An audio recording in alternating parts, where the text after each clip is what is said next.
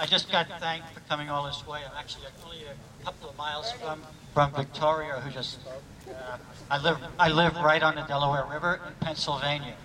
I'm kind of ashamed of my state, very much, and I'm really glad to be here today with all of you folks. I think I'm the only one, my wife and I and dog are here from Pennsylvania, but you're all really great activists, and we're actually working together. Right now, Pennsylvania is bringing in their junk from the gas drilling. We all know the technical stuff already, but we're bringing in our drill cuttings and dumping it here in New York State, and we're also planning on taking water from New York State. Victoria mentioned the Delaware River Basin Commission. There are 2 applications out right now in Delaware County for water withdrawals from the West Branch of the Delaware River.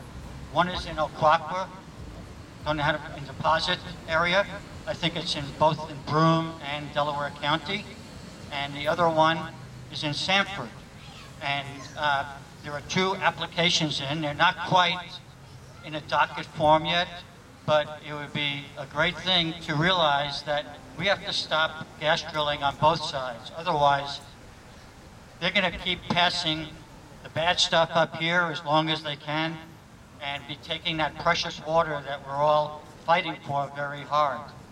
I know we're in a big battle. I'm very proud to be here with all of you today. And it's just very important to do this fight together right now. We have a big battle with 2 giants. We're fighting the gas companies, and we're fighting the old boy system here who own all the land. We have to make them realize that it is 1 person, 1 vote, and not 1 acre, 1 vote. I really didn't prepare anything. I wasn't planning on speaking, but I'm glad to be here with all of you. Let's keep up this fight. Thank you. Mary Handler, followed by Dave Baker. Hi. Hello? Yes.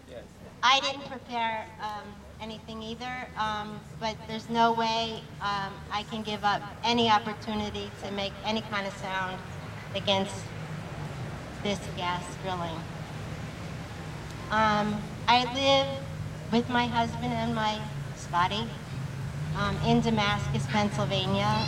We were told that there would be no drilling of any kind near the river. Just up the road from us, very close to a spring, which is extremely close to the river, was a test well. A test well. Louder, sorry. I'm so angry! I have pre-traumatic stress disorder. I feel homeless already. I have a full range of feelings because I am one of the most optimistic people I know. And every moment of my life now has been about stopping gas drilling, and anybody that's my friend can roll their eyes and attest to that. I've spoken with people and met with people that are physically suffering because of the gas drilling.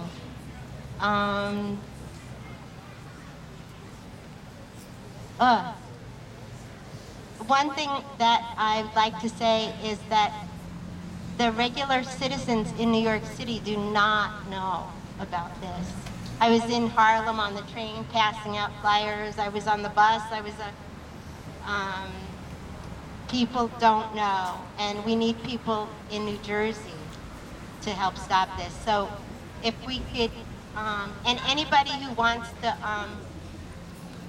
do anything together, I would love to, I've been saying this for 3 years and I've only been doing it a little by myself, but if there was even 4 of us could take a state, it's not a New York thing, it's not a Pennsylvania state thing, this is abuse of power. And we have to,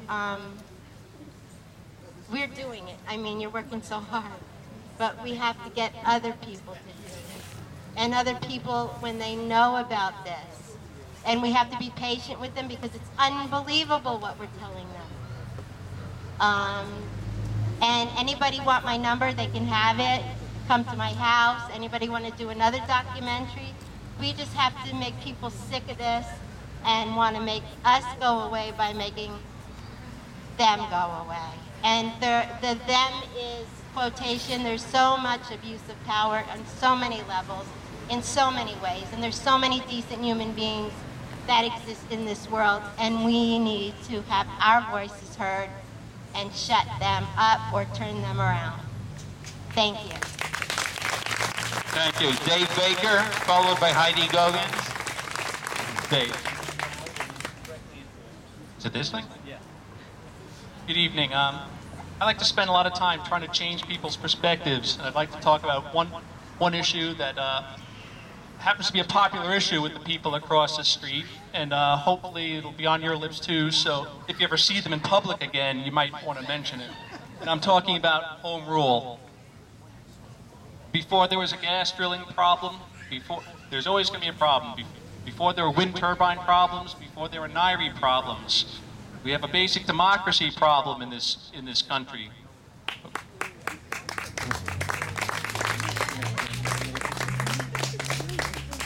People across the street like to consider themselves heroes of the home rule topic. And if you analyze it and ask yourself just what a home rule violation is, how do you know when your home rule is being violated?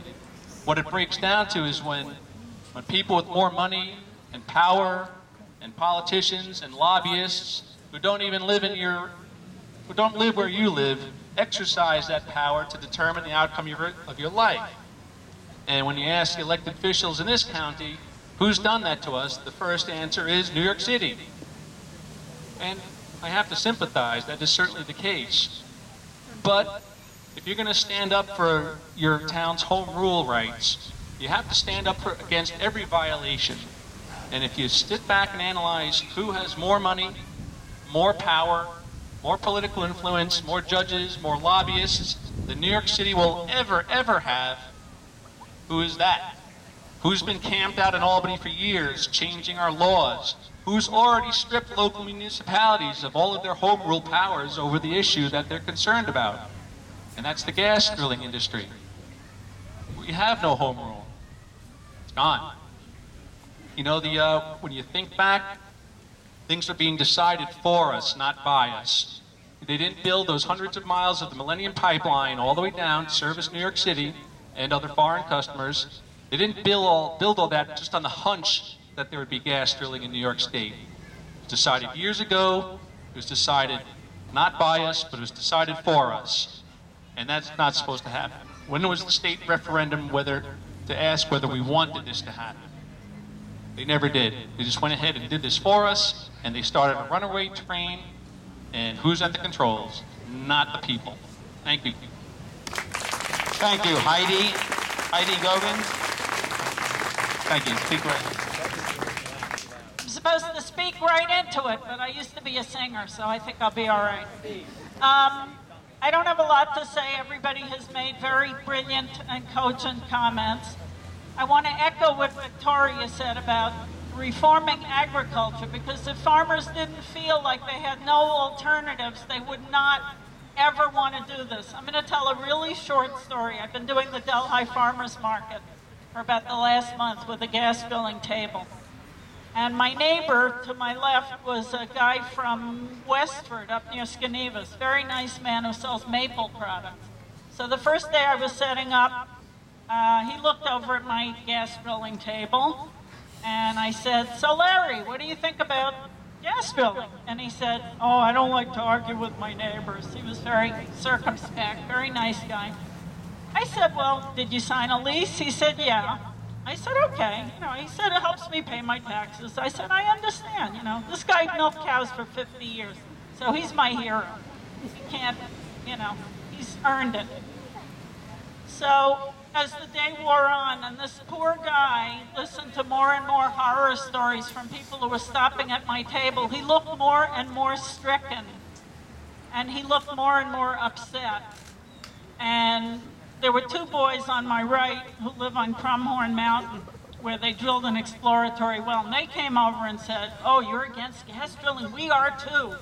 They ruined everybody's water. They drilled this thing and everybody's water went cloudy and 2 horses had to be euthanized. And I looked over at Larry and he was looking down at the ground, you know, really upset. So when they left, I said, Larry, what do you think about that? He said, oh, they're making that up. I said, why would they do that? He said, well, they're just making trouble. So 10 minutes later, a lady from Pittsburgh came by and started telling horror stories about Pennsylvania. So when she left, I said, I couldn't resist. I said, Larry, you think she was making that up? He said, no, she's living with it. I said, well, I hope we don't have to live with it. Then the other thing was he's certified organic. I said, I'm curious, do you know if they drill on your land, are you going to be able to keep your organic certification? And he looked down at the ground and he said, oh, I never thought of that. And the other thing he said to me, which really made me sick, was they never told me anything about the chemicals. Never. I mean, this guy is a sweet, wonderful person. He's not a bad guy. He's a great guy. But he got taken in by these bastards, excuse my language. Go ahead, arrest me, you know. That's all I have to say. I don't think that people who sign leases are the enemy. I think some of them might be bad people, but this guy is not the enemy. The enemy is the broken agricultural system, the venal energy companies that want to take advantage of people who are down on their luck, and the lack of public outrage. I just think we have to work on getting more and more and more people educated. Thanks for being here. Thank you. Next speaker is Steve Dungan.